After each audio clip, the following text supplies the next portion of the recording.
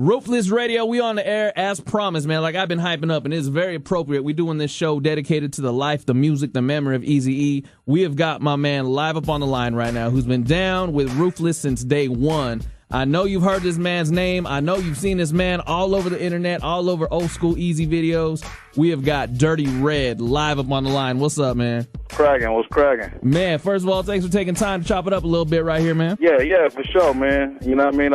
Ain't nothing but love for y'all, man. So let's do what we do. Well, what I got to do right now, man, like we mentioned a little bit off the air, we're doing this whole show tonight dedicated to Eazy-E, man. We're coming up on, man, it's been 14 years since my man passed. Yeah, man. Yeah, I mean, time flies, man. But, I mean, it seemed like yesterday. You know what I mean? His spirit's he's still around, man. Man, that's real talk. Well, you know what, man? Let's start from the beginning right here. I know, just like I said on the intro, a lot of people know the name Dirty Red. If you could bless us, let us know how Dirty Red came into be part of the Ruthless family back in the day, man. Well, man, I started out rapping, man, and doing my thing like, you know, junior high school, man, and I came up, you know, growing up in L.A., and then I moved out to Fontana, and I started hitting, you know, little spots out there, man, and I bumped into Above the Law at a little spot called Monopolies in Riverside. Right.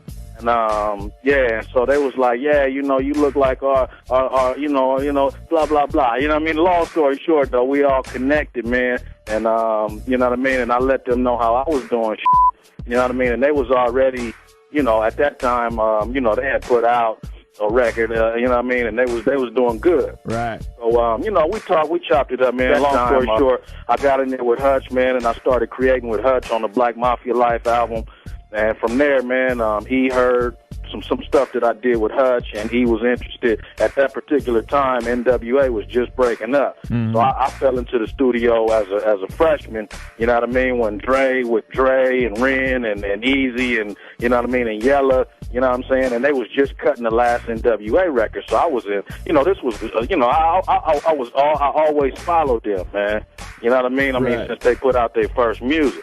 I figured, okay, well, he got interested in some lyrics that I had did, and you know, we talked about it, and he wanted me to do some stuff with him on his new record that was, you know, that he was putting together, which was the Dr. Dre Killer album. And that was back in about 93, well, probably about 92 back then, right? Before the album dropped in 93? Yeah, well, it all initiated like in 91, and then within those 2 years, 93 is when we had already, you know, we had recorded and wrote and did shit, and the album was dropping. Right. I mean, so, you know, within from like 91 to 93 is when, you know, all of it kind of came about. Man, well, that was like the hot time, man, and you were there at the kind of the height of the whole Eazy Dre feud, man. I mean, you're one of the few people that we've gotten to talk to, man, who was actually there behind the scenes. You know what really went on internally, man. What was the vibe like, man, just working with Eazy? I mean, did he really take the feud to heart like a lot of people have said, or did he look at it more of just like a business thing, or what was really going on behind the scenes about that time? Well, you know, he would probably have his own stories to tell, you know what I mean? I mean, because he was the man who was actually in the middle of all this shit. Right. You know, from what I understood and talking to him and doing business with him and, you know, figuring out my position with the whole movement, you know, he explained to me that it was some serious, you know, business that had went down. And, you know, I mean, you know, you're talking about a lot of money, man. And when you're talking about that kind of money, I think it was pretty personal. You know what I mean? You know, I mean, we toured, man, and we went around the country. This was right at the time when, you know, Dre and Snoop had just dropped the Chronic. Yeah. You know what I mean? And so it was kind of like, okay, well, damn, they dropped that and we dropped this, and so we was battling. You know what I mean? Corrupting them was freshmen coming up. You know what I mean? And Bone had just jumped on with us, and so we was, you know, it was like, okay, all of this was moving at the same time. Now he was in the middle, and he was, you know, dealing with business sides of it, while, you know, I mean, most of us, man, me, BG Knockout, Gangsta Drayster, we was all young, you know what I mean? And we was like, okay, well, but at the same time, we was, you know, we was doing our thing, and we was coming up, and E saw that. I mean, if you look at a lot of the big groups, man, today, they came through Eazy, man. All of them came through Eazy-E. Hell If you really want to be real about it, everybody did. Cube wouldn't be Cube if it wasn't for Eazy-E. Dr. Dre wouldn't be Dr. Dre if it wasn't for Eazy-E. No, I feel you 100%. I've said it a million times up on my show, man. Eazy-E, there's no doubt that my man sat upon the highest branch of that hip-hop family tree, man. He was sitting at the very top. Yeah, when you really boil it all down, you look at the East Coast and the West Coast, which has always been the two, heavyweights. Right. You know what I mean? The South has come up, and they strong, too. But it's really, you talk about it, it's always East Coast, West Coast. You look at East Coast, and you got a lot of them dudes, man, that jumped in. First, it was Russell Simmons. You know what I mean? He said, okay, well, and I'm going to start my, I'm sorry I'm cussing on your radio, but I just, I'm talking. Hey, it's all good. That's realness, you know what I'm saying? That's what the beat button's for, man. Yeah, that's right. so yeah, you looked at Russell Simmons, and then you say, okay, well, he doing things on the East Coast, and then it came E and N.W.A, and they was still to this day, Death Row came, through, I think, a lot of struggle and a lot of confusion. Right. You know what I mean? But nonetheless, they came and they made a mark. But it's always been Eazy-E and Ruthless Records and N.W.A and Dr. Dre and Snoop and Cube and all these other people. You know what I mean? But it all started with Ruthless Records. I couldn't have said it better myself, man. And you just being in the thick of things, man, coming from you, that's like gold, man. That's gospel to say something like that. That's a bold statement and an absolute true statement, man. Yeah, that's what's happening, man. Real got to recognize real, and people got to realize what's really cracking. You know what I mean? And what's real is what's real. Unfortunately, HIV and AIDS took his life at an early age.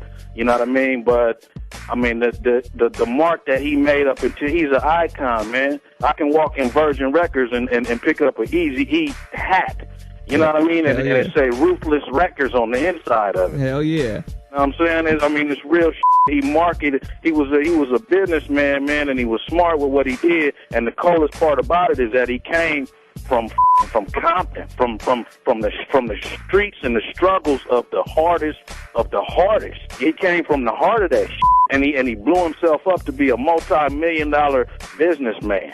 And look at all the legacy left behind him. Yeah. Look at how big Dre is. Look at how big Cube is. Look at how big Snoop is. They all followed the same pattern, which is what he represented. Bona fide certified success story right there. No doubt, man. No doubt. Well, you know what, man? We're on the line if you're just tuning in with Dirty Red, a ruthless OG from back in the day. And you know what, man? I want to talk a little bit more about you, what you got coming up with your projects right now in 2009. Of course, I want to talk about a little bit about your relationship with Eazy back in the day some more.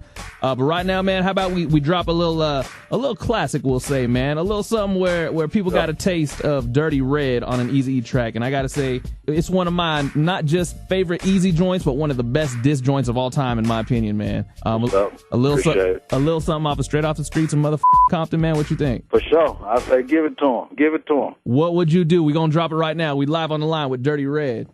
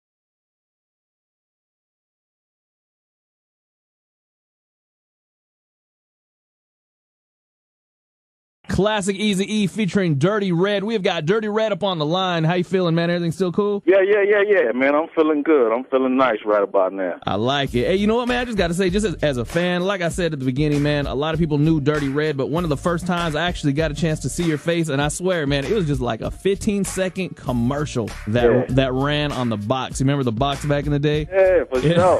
And it was for Eazy's. It was for Dr. Dre Killer, and that's all it said. It said, "Bye, Dr. Dre Killer." And I saw Dirty Red up in the background, man. That was one of the dopest things I'd ever seen up on TV. Oh, man, I appreciate it, man. I appreciate it. I had, I think we all had fun doing that, man. That was a cool, we was out in some park, man. I had never even been there. I don't know what park it was, but we was rolling through there, man, and everybody was just having a good time, and the energy felt good, man. Well, that was a good time. I've said it many times before, man. Early 90s, I think. I mean, even crossing over, bleeding over from the N.W.A. and just the Eazy-E solo days, that was like a golden age of West Coast rap music, man. I love that time. That's what's up. All right, well, we got to talk about you, man. Dirty Red doing big things in 08 and 09. You're going to be doing things in 2010, but right now you actually got a couple mixtapes that have been floating around for a while now. For a couple years, you've had a couple mixtapes out, right? Yeah, man. I dropped a couple mixtapes, actually. One of them, the first one, Street Heat Volume 1, I dropped probably I don't even remember really. I think it was like 95, 96 or something like that. And I had only